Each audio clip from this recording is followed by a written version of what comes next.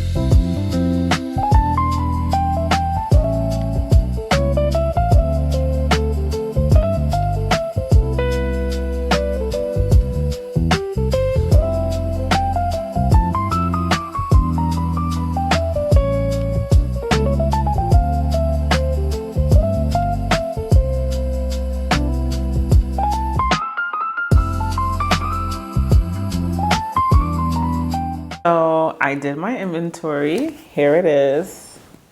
I did cover up names though, because I know people nosy. So I did put a little post-it on here. let's talk about who I put in these categories, and most importantly, why I put people in these categories. First bucket, someone who has become a dearest friend to me. I'm going to call her Lacey, because I know she don't want her real name out on these internet streets, and I respect her for that. So Lacey is someone who I love because I tend to be in la la land. I live in the land of delusion. I am the mayor, the president, all the things. And she is very practical, which I need in my life. One thing I love about Lacey is her honesty. She's honest and she's loving about her honesty. I never feel an ounce of malice whenever she's keeping it real with me, which I feel like is something that we all really need in our best friends. Lacey is actually someone that I knew at work. I've known Lacey for about 11 years now, but we really didn't start getting closer until maybe 3 years ago. And I want to use Lacey as an example here because I think a lot of times we feel like the people that we call best friends have to have that like best friend energy from the bat. But this is a slow burn friendship, right? Like we knew each other for what, 8 years before we actually developed like a really, really close friendship. And I think that sometimes when we are looking to have a close friend circle, just one close friend, we tend to think that we have to look outside our circle. But a lot of the times, the people who have the potential to be your nearest and your dearest are actually like already in your circle. Sometimes your best friend is right there. It could be a former work colleague. It could be anyone, right? And I love our friendship so much. When I think about friendship has romance, I think about her. She's one of my friends that like, we love to send each other gifts. We always say I love you to each other, right? It's such a beautiful friendship. And I'm happy that I have that with her and, you know, the other people on my ride or die list. But I don't know, that friendship just brings me so much joy, so much happiness. I feel like I am a better person because she is in my life. And that is what I feel really epitomizes a ride or die. Let's get to, I want to get closer. And if y'all see me looking down, like I said, I took notes here. And so these people, I'm actually going to use their real names because they're on YouTube and they have amazing channels. And I feel like if you are a Black woman and you want to be in joy, you want to figure out how to find your joy, these two women are absolutely phenomenal. First up, I'm going to start off with Elise. Her channel is Elise Vaughn. I'm going to link it down in the description below. Elise is someone who actually met online first. We did a YouTube class maybe 2 years ago. We're in 2026 now. A year and a half ago. Child, I don't know. What is time? But let me let me get into it. Elise's channel is about healing and finding joy as Black women through dance. The reason I love Elise is because Elise's vibe is just very open, very transparent, very encouraging. She's also a fellow content creator. And I really love talking to her about content creation, the good, the bad, the in between, all of those things. I am not a very open person. To be vulnerable is hard for me. I don't say this as a matter of pride. I say this as something that I know that I will always have to work on throughout my life. And I felt like when I was vulnerable and open to her about life things that had nothing to do with content creation, she held that space for me, right? She was very encouraging, very open, without it feeling like she was giving me like random platitudes. You know what I mean? Like when you tell somebody, oh, you know, I'm having a bad day. They're like, oh, get better, and just kind of dismiss it, right? I felt like her words were genuinely encouraging, to me, and that she means what she says. We're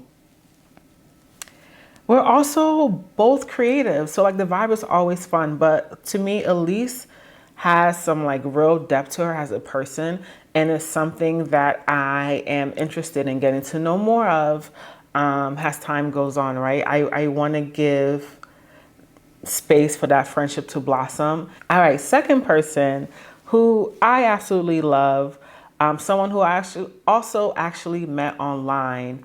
Her name is Marissa Price. Her channel is Marissa Price Heals.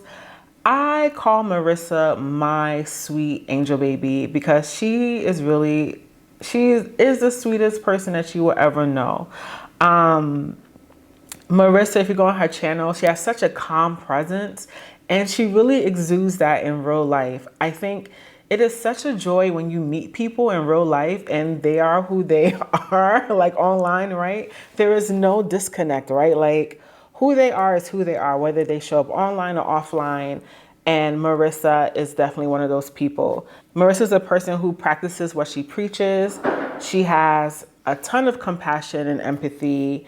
And I'll give you an example because I think a lot of times when we talk about our values, we don't really talk about like how they manifest or what that really means, right? Practically. There was an incident at my hotel where I got really angry.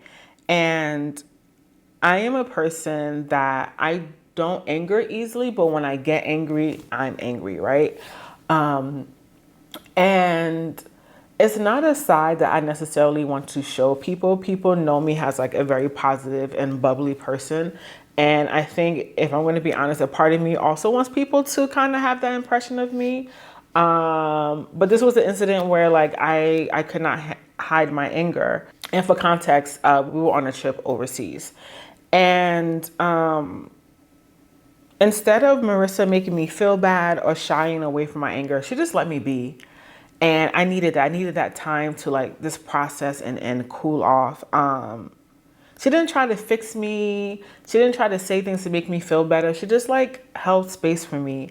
And that's when I knew like, I could really be myself around Marissa. My nervous system is calm. It's at ease. And she really has so much compassion for me when I was not showing up at my best. And I wanted to use Marissa as an example here because when I talked about not necessarily needing the same personality, but having the same values, Marissa's an introvert. I'm very much an extrovert. But because I think we align on like being compassionate, empathetic people, I think that's why we really gel and we really mesh. So like I said, y'all, like, you don't need to have every single thing in common with a person, but the things that really count, yeah, y'all gotta have that in common, you know? All right, let's go to the we cool bucket. So, who did I put in here? So honestly, if y'all hear that, y'all, if y'all can hear that, that's my ice maker. It is what it is. This is real life. So I put here my neighbors in my building. We cool, we chit chat, we visit each other's houses. If I need sugar or onion, I can hit up the group chat. We hang out, we co-work together sometimes, and that's it. They're fun, it's light. At the same time, I don't feel this like pull or this like impetus to get to know anyone like really deeply. And that's okay, right? I feel like sometimes we tend to feel bad. Maybe not we, maybe it's just me. But if it's you too, then you can identify with this, right? I think sometimes we tend to feel bad if like we don't want anything more in a friend than like what we already have or in an acquaintance or an associate. And like, that's okay. Like I said, it's all part of your community, right? Just because someone doesn't know your deepest, darkest thoughts does not mean that they don't provide some kind of fun or joy or levity in your life, you know? Let's move on to my last bucket. And this is the by Felicia bucket.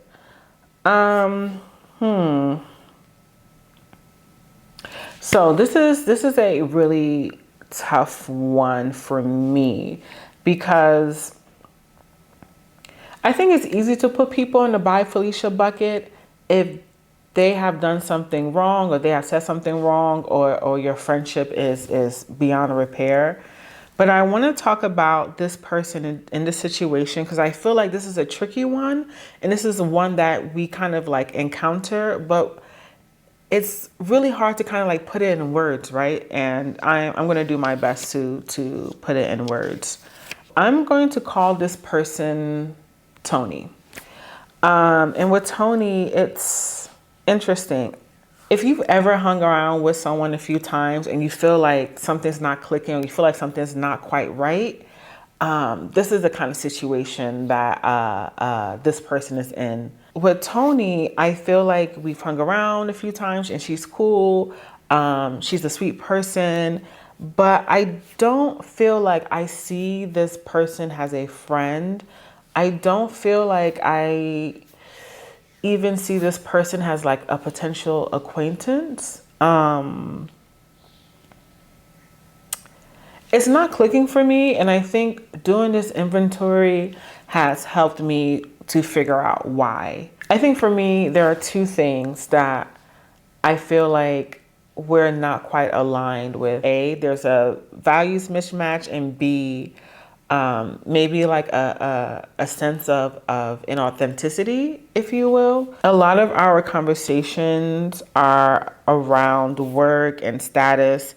And when I try to divert the conversation, talk about something like hobbies or interests or just, I don't know, just something outside of work and like other things that convey status, I find that really difficult with Tony. And I think at this point in my life, I need more multifaceted connections and people. I want to be around that, right? I want to surround myself with that kind of energy. I don't feel like I'm getting to know her as a person. I feel like I'm getting to know a persona. And there's something about that that doesn't quite put me at ease. I feel like a lot of our interactions tend to feel like a performance. And I don't know, it doesn't make me feel good. And I'm not gonna lie, I do feel a little guilty about adding this person to the list because, like I said, they are a sweet person. They have a ton of great things going on for them. But I think this is the part where I need to permit myself to want and to have genuine connections without feeling bad about it. You know, I want to give grace to Tony because I do feel like we are presented with so much information on the kind of women we should be. You know, we have luxury girl content, that girl content. This is what you should be. This is who you should be. This kind of woman doesn't do this. This kind of woman doesn't do that, right? And it can all really be just so exhausting. We're taught everything except how to be ourselves. And I want to be around people who are comfortable being themselves, right? Flaws and all. Who can be vulnerable, who can get a little angry, right? In front of someone who I want to get to know. And just realize that like we are all human beings. There's 8 billion of us trying to do the best we can on this earth. And I want to be with people who kind of embody that philosophy as well. Take a look at your list. Who is draining you? Who is feeding you? Let me know in the comments below. Actually, don't put no names, y'all. Actually, let me know in the comments which of these buckets was the hardest for you to fill out. Till next time, thank you, love you all, and talk to you soon. Bye.